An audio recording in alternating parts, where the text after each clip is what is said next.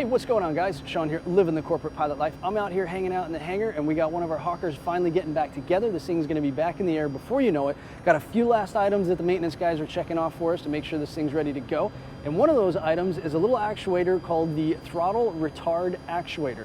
So Adam, our maintenance guy out here, said he was giving me a hard time. He said it's the perfect item. It's basically a pilot. It's just a throttle retard actuator. So I thought it was less than funny. Dang maintenance guys.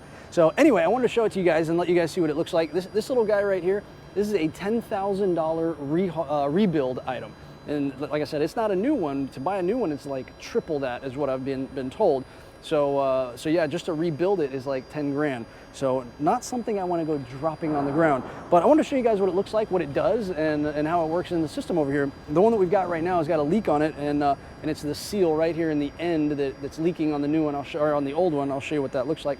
But basically what this thing does is it pulls the throttle to idle, makes sure that the throttle's at idle before the thrust reversers are allowed to deploy. Essentially, you don't want to have the engine spooled up with a lot of power while the TRs are in transient. So this thing is what makes sure that happens. When we pull those buckets up, the TRs up in the cockpit, this is what's actually making sure that everything's at idle before it deploys those buckets. So let's get under the engine here and I'll show you what it looks like. All right, so as we're approaching the underside of the engine here, we're on the right side at the moment. This is it right here. That is our throttle retard actuator. Here's our engine. It's all opened up right now, the accessory gear drive area. But you can see this little seal right here. Let me reach up in here and I'll show you the leak. You can see as I'm pulling it, it's got a little fluid coming out of the seal right there. So that's why we've got to change it. But right here, this is the throttle control unit. This is what's actually making the engine spool up with this lever right here. But this one right here is the one that I was pulling on. I know it's kind of dark up in there. But this lever right here is what I was pulling on. So when we deploy the thrust reversers, this kicks down and makes sure that this other lever here is all the way at idle before the thrust reversers are allowed to deploy. So that's what it's doing, but it's kind of crazy that little guy right there is 10 grand just to rebuild it.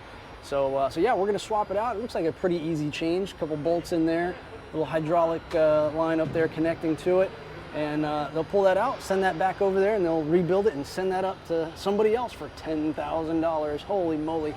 So anyway, that's what I got for you guys today. Pretty cool little item, very expensive little item. Hopefully you guys enjoyed seeing it. I kind of want to play with it a little bit more just because it's very expensive. I like expensive things. So anyway, hopefully you guys enjoy it, and subscribe to the channel. Let me know what you guys think. Leave me some comments. Leave me a like if you enjoy it. And I'll see you guys on the next one. Keep living the corporate pilot life. See ya.